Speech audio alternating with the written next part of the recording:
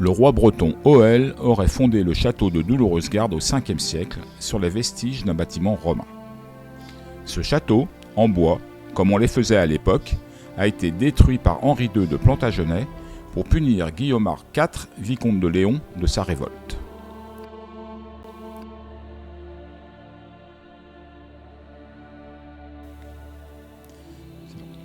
À la fin du XIIe siècle, Geoffroy, fils d'Henri II, restitua le comté à Hervé Ier, fils de Guillaumard IV, qui reconstruit Joyeuse-Garde en pierre. La présence tient à 2 raisons. La volonté de contrôler l'accès ouest de Landerneau, capitale de la vicomté, tout comme Roquemorvan à la Roche-Maurice permettait d'en contrôler l'accès est. Joyeuse-Garde dominait la vallée de l'Élorn, qui était à l'époque un important itinéraire maritime. Le cadre naturel agréable favorisa l'installation, en même temps qu'une place forte, d'une résidence seigneuriale. Ceci explique la surface importante du château de près d'1 hectare avec les douves.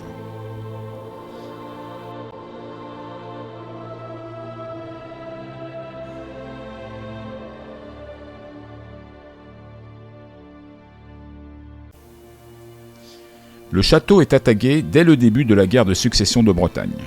En 1341, le duc de Bretagne, indépendant à l'époque, meurt sans enfant malgré 3 mariages.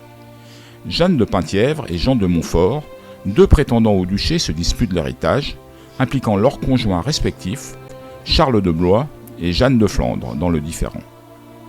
La France et l'Angleterre sont en conflit depuis 1337 et Édouard III s'est proclamé roi de France.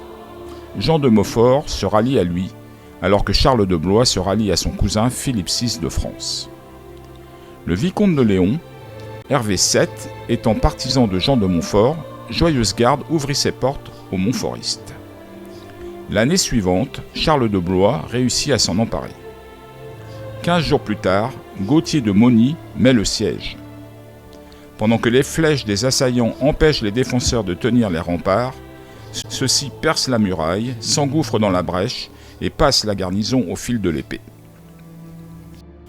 Ils n'y laissent pas de troupes, si bien que, peu après, Gérard de Malin, du parti de Blois, vient occuper le château et le répare. Robert d'Artois, allié de Montfort, débarque en rade de Brest avec 4000 hommes le 18 août 1342. L'armée franco-bretonne qui assiégeait Brest bat en retraite, abandonnant Joyeuse-Garde et toutes les provisions qu'il contenait. En 1363, Hervé VIII, vicomte de Léon, meurt, sans enfant lui aussi. Sa sœur Jeanne, qui a épousé Jean Ier, duc de Rohan, porte la vicomté et Joyeuse-Garde dans cette famille, qui en est toujours propriétaire de nos jours.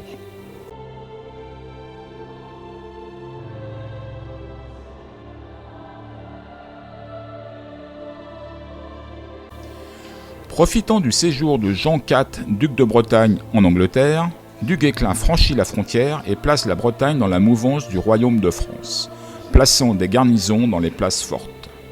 Il le fit à Joyeuse-Garde en 1373. Mais le 25 avril 1375, Jean IV revient à la tête d'une armée anglaise et reprend Joyeuse-Garde, dont il fit massacrer la garnison. Joyeuse-Garde joua encore quelque temps un certain rôle, mais les luttes entre François II, duc de Bretagne, et les rois de France sonnèrent le glas de Joyeuse-Garde. Le 3 avril 1470, Jehan II, duc de Rohan, passa dans le camp français. François II confisque Joyeuse-Garde. Jehan II passa à plusieurs reprises d'un camp à l'autre. Restitution et confiscation se succédèrent.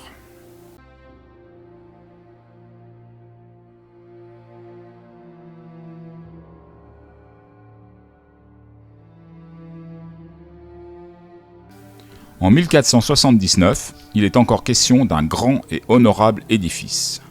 En 1490, Roquemorvan, à la Roche-Maurice, est démantelé par les troupes françaises retranchées à Brest. Joyeuse-Garde aurait subi le même sort. Il ne sera plus parlé de lui que par quelques pièces d'archives qui jalonnent sa déchéance progressive. En 1549, il est dit ruiné. En 1672, un visiteur constate que le château est presque tout abattu. Plus tard, une ferme sera construite sur les ruines.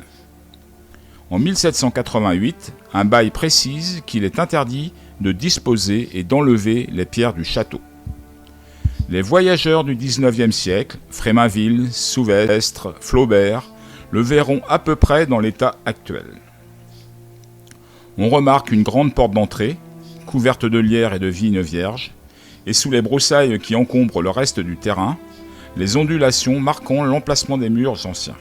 L'orifice d'une cave voûtée, encore bien conservée, que régulièrement taguée, et des douves, surtout apparentes à l'est.